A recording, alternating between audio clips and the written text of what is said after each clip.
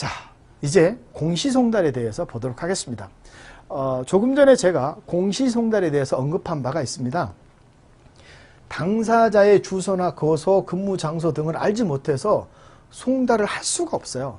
그러니까 뭐 이사 불명이 됐는데 이사 이제 주민등록 초본이나 등본을 봤더니 주소가 말소됐어요. 그렇다면 당사자가 알 수 있으면 좋지만 도저히 알 수가 없다. 그래서 보낼 곳을 알 수 없습니다. 라고 해서 그 초본을 떼서 법원에 제출하면서 알 수 없으니 공시송달을 해 주십시오. 라고 법원에 신청하면 법원에서는 진짜 알지 못하느냐 바로 이런 부분들을 검토하고 이에 대해서 공시송달을 결정합니다. 물론 공시송달 외에 뭐 발송송달이나 이런 부분도 여기에 발송송달 나옵니다만 발송송달 부분도 있습니다만 발송송달은 뭐냐면 법원에서 당연히 발송송달 결정을 하게 되면 오늘 보내고 받은 걸로 보는 게 발송송달이고 공시송달은 일정한 어떤 매체를 통해서 예를 들어 법원의 홈페이지랄지 이렇게 매체를 통해서 공시를 일정 기간 하고 이것이 공시 기간이 끝나면 그 끝나는 날 송달된 걸로 보는 것. 이것이 바로 공시송달이죠. 그러니까 공시송달로 소송을 제기했다. 그런데 상대방이 공시송달로 해서 결정이 났다면 결국은 원고는 소송을 공시송달에서 무조건 승소하게 되는 결과가 나오게 되는 것이죠. 그 피고는 서류를 읽어보지도 못한 상태에서 패소자가 되게 되는 것이죠. 근데 공시송달이라고 이미 해서 공시를 통해서 송달된 걸로 봤기 때문에 송달까지도 이미 된 거죠. 그런데 응소, 소송에 참여는 결국은 하지는 못했지 않습니까? 그러니까 원고 혼자 다 제출하고 소장을 내놓고 다 승소하게 되는 결과를 가져오게 되는 것이죠. 거의 그래서 공시송달이나 발송송달은 거의 승소를 하게 된다. 이렇게 생각하시면 되겠습니다.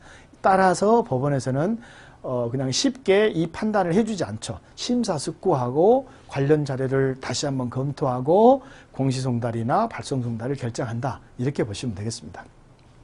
송달의 효과를 보겠습니다.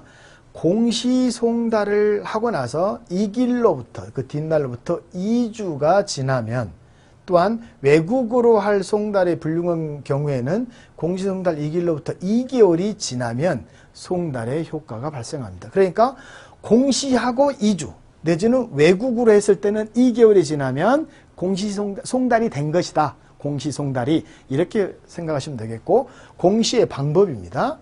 법원 게시판이나 관보, 공보, 신문, 전자매체 주로 전자매체가 많지만 여기에 공시를 통해서 송달을 하고 있다. 이렇게 보시면 되겠습니다. 근데 사실은 누가 법원의 홈페이지를 가면서 관보나 이런 걸 보면서 자기한테 이런 것이 왔는지 보고 있는 사람이 누가 있겠습니까? 그러니까 뭐 있긴 하겠죠. 그런데 거의 없다 보니까 거의 소송이 종결이 된다. 이렇게 보시면 되겠습니다. 발송송달은 이제 뭐 보낸과 동시에 받는 걸로 본다 그러는데 어쩔 때 이렇게 발송송달의 결정을 하는가라는 거죠. 법원은 일단 예를 들어 피고에게 소장의 부분이 송달이 됐어요. 그런데 그 다음에 피고가 이사를 가면 이사를 갔다라고 주소를 신고를 해줘야 법원에서는 그쪽으로 보내주는데 사라졌어요. 그렇다면 법원에서는 어떻게 보낼 방법이 없게 되는 거죠. 그래서 한번 송달된 이후에 송달이 안 돼요. 이렇게 되면 법원에서는 소송을 할 의사가 없구나 라고 생각하고 보낼 것도 없기 때문에 발송송달 결정을 하게 되는 것이죠. 그래서 무조건 보내놓고 받은 걸로 보는 것이죠. 그러니까 결국은 공시송달이나 발송송달은 원고가 소송에서 승소를 하게 되는 결과가 나오게 된다라는 것이죠.